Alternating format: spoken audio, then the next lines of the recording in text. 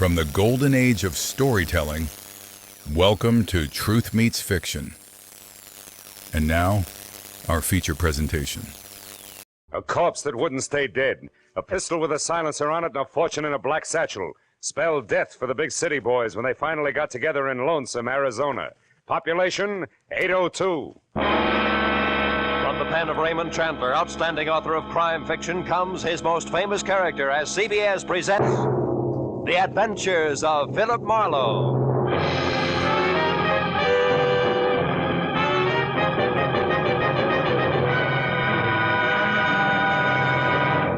And now, with Gerald Mohr, starred as Philip Marlowe, we bring you tonight's exciting story, The Lonesome Reunion.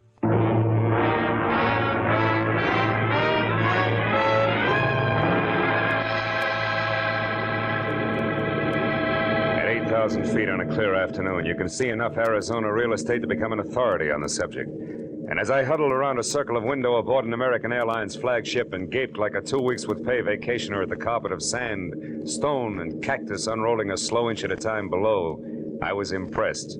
Also, I was thinking about a job which was providing both the switch and scenery and 2 crisp $100 bills, less the cost of a round-trip ticket from L.A. to the capital city of Phoenix.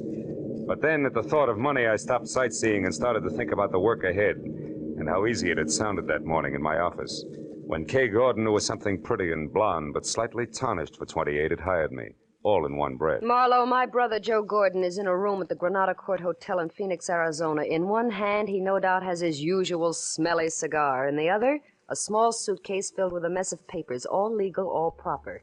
You fly there, pick up the suitcase, fly back. For that, $200 cash. Yes or no? Yes, on one condition. The papers, do I get to see them? If I look, I go. All right, you look. Good, I go. Goodbye. That was the way it had started an hour after breakfast. Lunch was alone and at the airport. Then it would wait until I'd seen Mr. Joe Gordon, a man who was willing to pay a lot for a little. My plane dropped out of the sky over Phoenix gently at 3. At 3:15, I was in room 111 of the Granada Hotel and only 36 smelly inches away from the usual cigar. The man behind it was heavy, pale, and maybe 40. And like his sister, Joe Gordon was overbearing in a hurry. This, Marlowe, is the bag. These, the papers. Stocks, bonds, and mortgages. In themselves, worthless to anyone else. They're non-negotiable. But as information to my competitors, they're priceless. Satisfied? More or less? Meaning what? Exactly what is your line, Mr. Gordon? Oh, I'm a broker. One who bets on long shots. When they come in, I don't like to split with the boys who sit on their hands. Anything else? Yeah. I've got some time to kill before I fly back. Do I take the bag now or later? You take the bag now, Marlowe. Okay. And, don't let go of it until you're with my sister in L.A. I'm paying you money to stay away from my enemies, not to shop for trinkets. Oh. Oh, and, incidentally, my enemies also play rough. So watch your step and act smart. Real smart.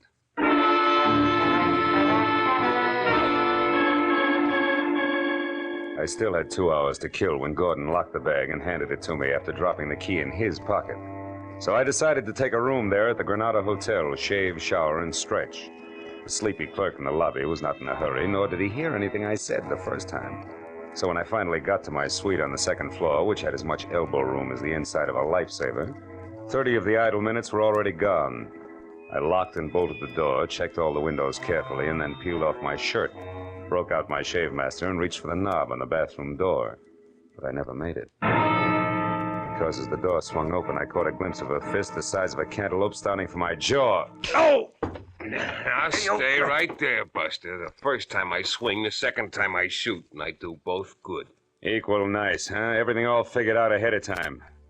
Yeah, but it ain't very hard, Marlowe. Especially when the guy you're after shouts it all to a desk clerk. My error. Yeah, which leaves just the 3 of us. Real cozy like. 3? You, me, and 120 grand here in this bag. You're way off pace, brother. This bag's got papers in it, nothing more. They belong to a businessman.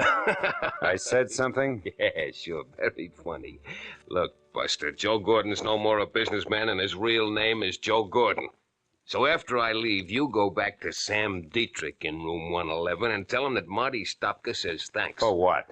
For the $120,000 I've been waiting 2 long years for. And also tell him and Gigi Ganther, who might still be around, that Stopka had it all figured. Like you say, Marlowe, ahead of time. I don't follow you, Bud. You're not supposed to.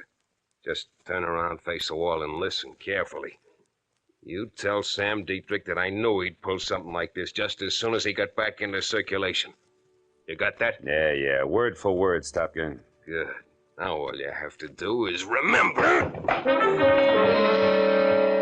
When Marty Stopka said remember it, he put that cantaloupe with fingers in the small of my back and shoved hard. By the time I got to my feet again, both he and the black bag were gone. That made Joe Gordon or Sam Dietrich my best bet. So I took the stairs to the ground floor fast and raced for the end of the corridor in room 111. But when I threw the unlocked door open, I found something I hadn't counted on. A curtain flapping in the breeze of an open window and nothing more. The desk drawers, the closet, the bureau empty. And on an end table next to the telephone, a bus schedule unmarked. At that, I was beginning to get very mad at a private detective with public patsy named Philip Marlowe. Then the telephone rang, and when I answered it, the operator said that she had a long-distance call for Joe Gordon. I said thanks, I'd take it. Hello? Sam, this is Kay. Marlowe? Yeah, honey, Joe Marlowe is in Brother Gordon, remember? Oh, I can explain all that, Marlowe. Oh, sure, baby, but not now, later. Later, after you've had a chance to think up a few more lies. All right. So I didn't tell you the whole story. What's the difference? Did you get the bag? I did, but I didn't get to keep it very long. Something ugly named Stopka wanted either it or my life, so I made a quick decision. Stopka has the bag. Oh, that's great. Yeah, isn't it, though? What? One thing, baby. I'm the decoy with suitcase for some kind of shenanigan that's wrapped around 120 grand, which you and Sam Dietrich have. And there's a trio in the act. Namely, Sam Dietrich, Marty Stopka, and one Gigi Ganther. Gigi? Marlowe, have you seen Gigi? Have you, Marlowe? Maybe yes, maybe no. Now, why don't you come clean? Admit you're happy that Stopka got the suitcase from me while Sam beat it out of an open window. That my part of the job is over with. Come on, baby, talk. All right. I'll make it short and to the point. You got $200 for doing nothing. Out of that, 60-odd went for an airplane ticket. The rest is yours, right? Go on. There's no need to, Marlowe. I'm finished, and so are you. So why don't you just be a good fella and keep the change? So long, sucker. When Kay Gordon hung up, I slammed the phone down, counted 10 twice. I went back to the unhappy business of getting mad at Marlowe. But again, I was interrupted. This time, it was a newspaper, the Phoenix Herald, sticking far enough out of the wastebasket under the telephone to expose the dateline, which made it exactly a week old. I picked it up and saw the 2 inches of story circled in pencil and slugged. 5 released from state penitentiary. Sam Dietrich, 41 of Los Angeles, who was arrested in Lonesome, Arizona for the armed robbery of a general store in February 1947, also was released today. Now everything was beginning to add, with one high-priced exception. Very few general stores in towns called Lonesome keep $120,000 in the till, even on a busy day. So I headed for the office of the Phoenix Herald and the chance that I could learn something about the cash involved from newspapers that were 2 years better than 1 week old.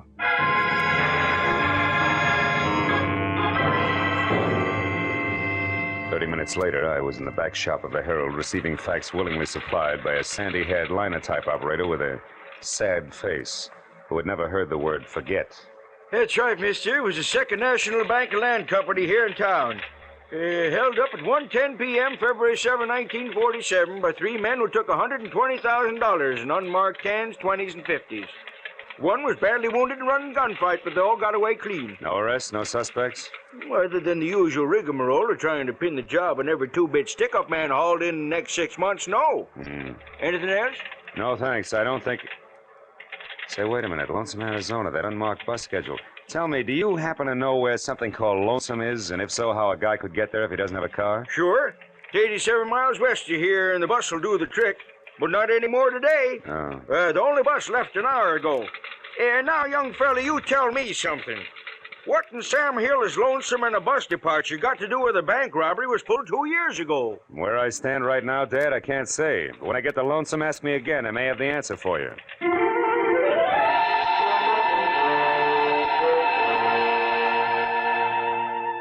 I was 30 minutes renting a car and an hour and 30 minutes getting to Lonesome. Population 802. I drove without seeing anything that could possibly be mistaken for Sam Dietrich.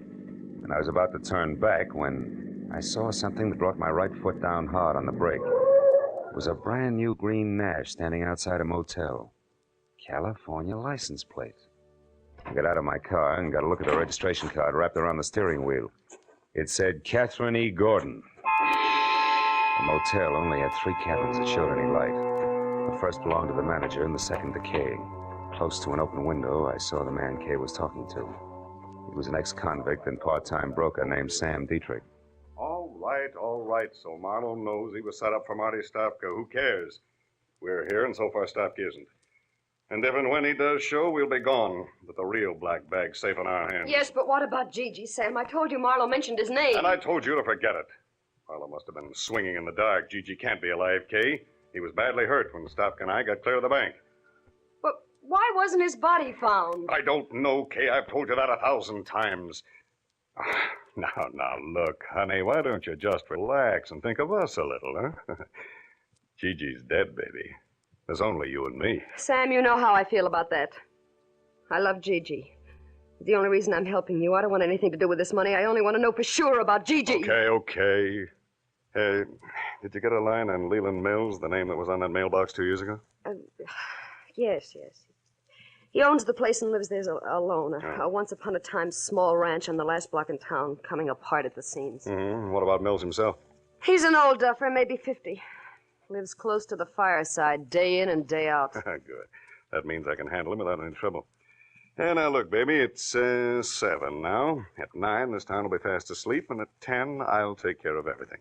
So, why don't you just curl up there on the couch and think about nice things, huh? Oh, nice things like what? Well, like the money I hid at Leland Mills' place 5 hours after the boys and I took that bank. The $120,000 that's soon going to be back here with me, where it belongs. Dad, I took my cue and left because one Leland Mills was a man to be forewarned, while 10 o'clock was still 3 hours away. I was 10 minutes finding his place, which was on the edge of town, and another 2 locating the doorbell, which was the kind you pull to start a bunch of jingling inside. It was 3 pulls later before the door creaked slowly open, and what had to be Leland Mills stood in front of me.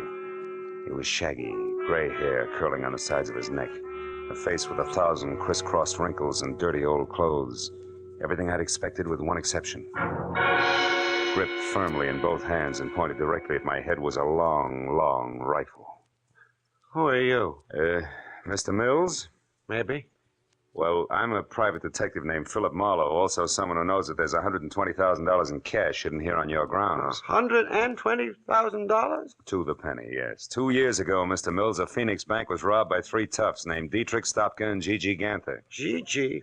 That's a queer name. It's not important, old man, but this is. Now, somehow or other, that stolen money was hidden here, in or around your place. And tonight, one of those men is due back to collect. That, of course, means trouble for you. You think we should call the law? No, not yet. If we play it smart, we can get the dough spotted first in at least one of the 3. All right, Mr. Marlowe. If you're sure of what you're saying, I only hope you are. Oh, I'm sorry about this gun here. I don't like poachers on my land. Yeah, we all have our pet peeves. Now, Mr. Mills, I want you to sit tight till I get back, and no matter what happens, don't open that door for anyone. Have you got that? Mm-hmm. Yep. Where are you going? To town. To check on the only 2 things that can possibly give us any unexpected trouble. One a nasty man named Marty Stopka, and the other a guy I've never even seen. The elusive Mr. Gigi Ganther.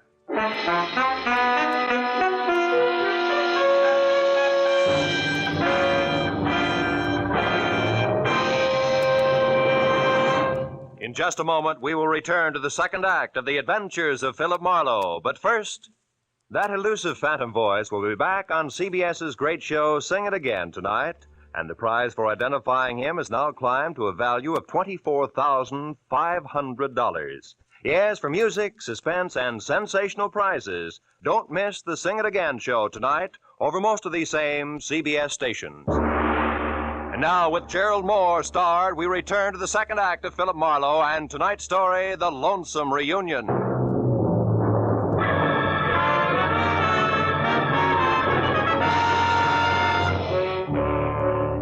I left Leland Mills standing in the doorway and worried my way back to town.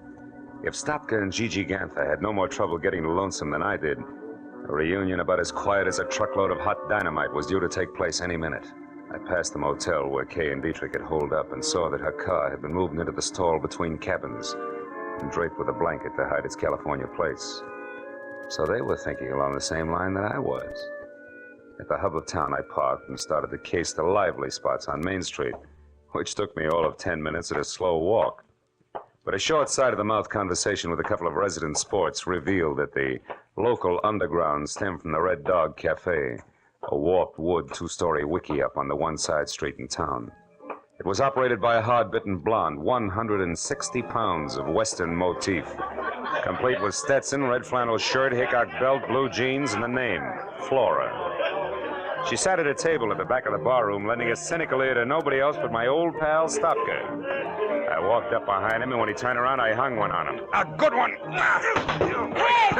Sloppy jackass, what do you think you're doing? Sorry, Flora, nothing personal. Now that's enough! Now stop it, you hear me? No rough hustling in my joint. Come on, handsome, I mean you. Me? Why, Flora, how can you say that? I just came in to ask my old pal here some questions, that's all. Here we go, pal. Come on, sit up in that chair. Okay, leave me alone. See, Flora? It's the only way Stopka here knows how to start a conversation. Bring him another beer, will you? His old one got spilled. Sure, bright boy. When he see that you dude tore us, leave your beefs outside next time. Now, look, Stopka, I want to know what happened 2 years ago on that highway out here. You guys split up, didn't you? You better talk, Stopka. All right, we split up. The heat was on bad, and Gigi was half dead already from a cop slug in his back. Dietrich had all the dough, right? What do you think? I left him and Gigi off outside of town. I took the car to try to suck the cops away from him. We were supposed to meet later. But you kept going to save your own hide, didn't you? Certainly. It's going to pay off, sucker. You'll see. Uh-huh. Since the money was never found, you figured Dietrich hid it around here, and he's coming back to dig it up. Is that it? Keep guessing, Shamus. Maybe we ought to loosen your jaw again, Stopka. That's all, you two! Now turn loose of him, handsome, and by Sadie, I'll plug you. Well, a real genuine 44. What museum just swiped that from, Flora? Never mind. Got a legal right to defend the peace and quiet of my joint, and after 22 years in this dodge, I know how to do it. Now, I asked you nice once, now I'm telling you. You, get out. That back door there. Yeah, sure, I'll go, sister. And thanks for nothing. Hey, wait a minute, Flora. Don't let that lug get away. Shut up! Now, you sit down right there and count up to 50. Then you leave by the front, quietly. Okay, you win. 1, 2, 3... Flora, look out, he's back. What? Sorry, Eddie. You buzzard mate! I'll leave this cannon on the back steps. So long, Flora. I beat it out the back door and into an alleyway between the shacks. Stopka was still in sight, but walking fast, and when I took after him, he saw me and started to run. There was a hard, flat sound, like someone striking wet sand with a hammer. Stopka faltered and lurched up on his toes as if he'd suddenly changed his mind about running. At the same instant, on a wall, even with him, I saw the shadow of a man, holding a pistol with a long, awkward barrel. The hard, flat sound came again. Stopka curled up on himself and fell. And the shadow slid off the wall, disappeared. I ran for the wounded man, but by the time I got to him, there was no trace of the gunman. I rolled Stopka over. He was hit hard, slipping away fast. Silencer. Gigi always used a silencer. That punk Gigi. He's dead, huh? You wise guys never know when to quit, do you? You're in real trouble now, handsome. Hey, wait a minute. I didn't do this. How come I couldn't hear the shots, a silencer? Yeah, that's right. Trademark of a guy named Gigi Ganther. All I saw of him was his shadow on that wall there. Say, what kind of law have you got in this town, Flora? None.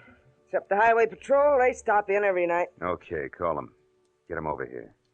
This guy's Marty Stopka, wanted for a bank job, nearly 2 years old. No kidding. Who are you, his trainer? I'm a private detective who's got no business here, except I don't like to be pushed around. Now, listen, do you know Leland Mill's place at the edge of town? Sure. Well, you get the cops out to Mill's place by 10:30, do you understand? That's where the big attraction's going to be, if I can keep Gigi and his silencer from interfering again. Now, let me down, beautiful. I won't let you down, handsome. For a city boy, you're all right.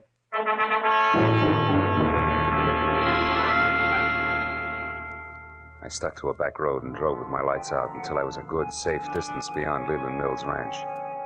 Then I hid the car in a dry gully and walked back. The house was dark and still, and I thought once of what might have happened to Mills if Gigi had gotten there ahead of me. I kept in the shadows and worked my way across the yard to the back door.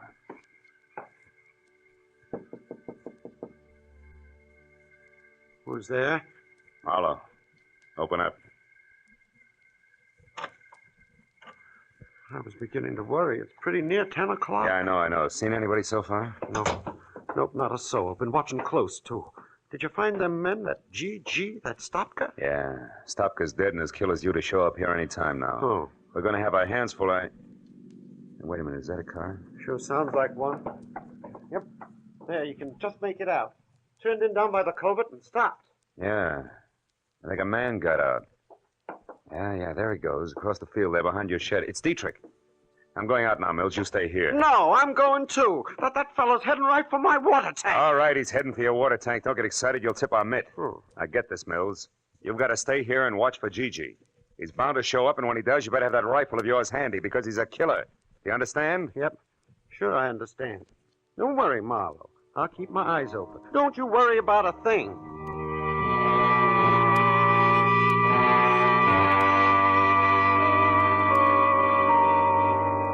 When I eased out of the door and started across the yard, I knew I was getting myself out on a nice, long limb. Leland Mills was about as reliable as William Tell with their hiccups, and the apple was on my head. It was too late to back up, so I skirted the barn, stayed below the crest of a low rise, and moved toward the elevated water tank until I heard a shovel biting dirt. I got a comfortable grip on my gun and headed up over the rise to where I could see. Yeah, it was Dietrich, all right. He was bent over under the tank and working on a hole as if his life depended on it. He didn't even look up until I was almost on top of him. Who is it? Who's there? Who is it? Me, Mr. Gordon. Marlowe. Marlowe? How did you get here? Wasn't easy, Sammy boy. But I had to come and apologize for losing your precious bag full of waste paper. You sure picked a dangerous time to show, sucker. You were fired once. Too bad you can't take a hint. Uh-huh. And being tagged as a patsy is lousy for my business, Dietrich. You should have thought of that. So just leave your hands on that shovel handle, Sam, and keep on digging. Maybe I'll let you take a peek at that 120 grand before I turn you both over to the police. Go on, dig! No! Not so fast, Marlowe. Mills, I told you to stay in the... Hey, that's quite a pistol. Don't move. Neither one of you. I'll kill you if you move. You, Marlowe, drop your gun. Drop it. So this is where it's been all the time. $120,000. I've looked everywhere, every day, for 2 whole years, but I never thought of looking here under the water tank. You mean you knew where the money was all the time? You lie. I'm the only one that knew that. Oh, no. One night 2 years ago, I heard a noise in my barn. It was a man groaning. I looked in and I saw him. He was wounded. And I saw you when you come back from burying the money. I overheard the whole thing. You wouldn't tell them where you'd hidden it. You said you'd never tell anybody. But I was sure I could find it, and I looked everywhere except... Yeah, Mills, everywhere except here, under the water tank, where you buried Gigi's body after you killed him. And with his own gun at that. Oh, no, I didn't kill him. Dietrich here did. I only buried him so nobody would find out that him and Dietrich had stopped at my place. I almost went crazy looking for that money, but now I know where it is, and I'm going to have it. Oh, you fool. You don't think I'd come out here with nothing but a shovel, do you? A friend of mine is right behind you with a gun in her hand. Now, come on, drop yours, Rube. Come on, drop it. All right. Kay. That's an old trick, Dietrich. Let him have it. Shoot, Kay, shoot! Didn't work, did it? I knew I'd have to kill you sometime anyway if you ever came back, so... You fool, Mills. I suppose that makes me next. Yep, Mr. Marlowe, I think it does. Think again, Mr. Mills. Who's that? Kay! You were there all the time, and Dietrich wasn't bluffing. Oh, I love you, Kay, baby, and I'll take the gun now, Mills. Ah! Turn it loose. Come on, I'll break your arm. There. That's better. I'll look after this gun until the police get here. And look after this one, too, Marlowe. I haven't got the courage to use it anyway. I couldn't even shoot Sam Dietrich with it. He's the one I wanted to use it on. Why? Because of Gigi? Yeah, because he killed Gigi and lied to me. I promised to help Dietrich only because I figured all 3 of them would show up here, Sam, Stopka, and Gigi. That way I hoped to find him again. You were right, baby. All 3 of them did show up. Only this time they finished their job. For good. It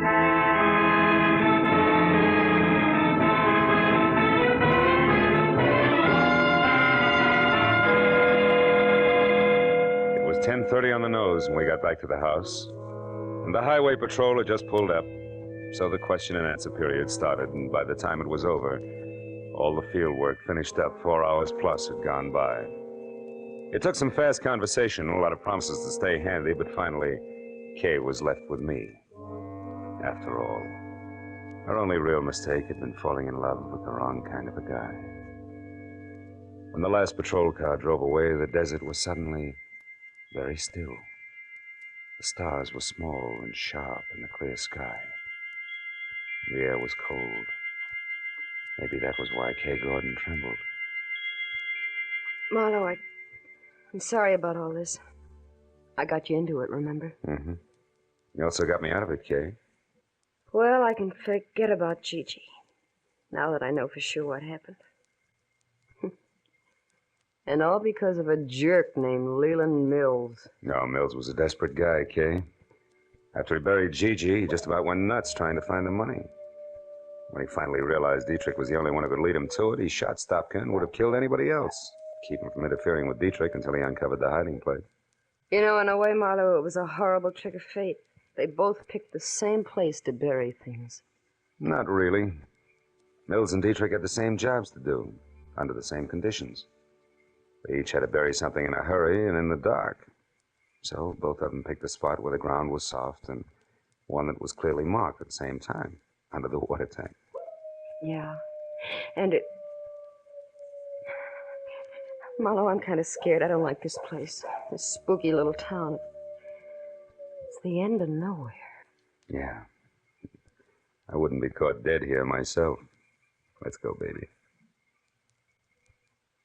I walked Kay to her car, started her safely on her way. So long, sucker. She waved once, then drove down the road and out of sight without looking back. Soon even the sound of the motor was gone. A long night, and a strange reunion. And now 2 lonely lights were the only sign of life in Lonesome, Arizona.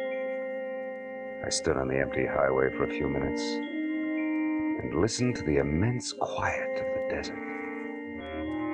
Then I went back to my rented car and headed for Phoenix and a plane for home.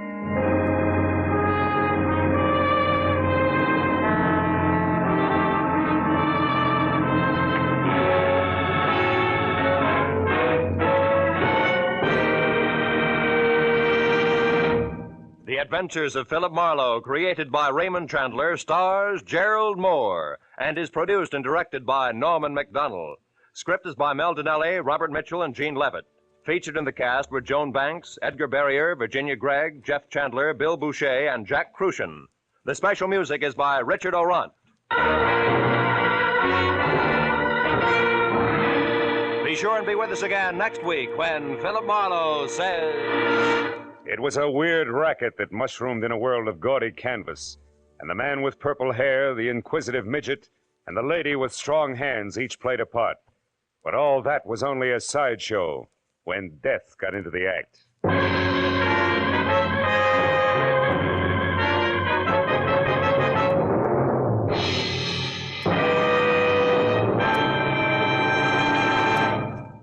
Across the nation, communities and the parents of Boy Scouts are observing Boy Scout Week, agreeing with the boys themselves that adventure, that's scouting. Now stay tuned for Gangbusters, which follows immediately over most of these same CBS network stations.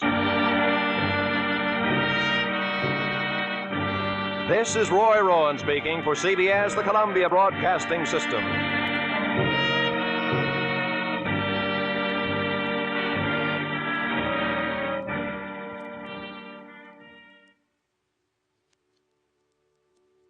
You've been listening to Truth Meets Fiction. Until next time, keep a light in the window and a story in your heart. Good night.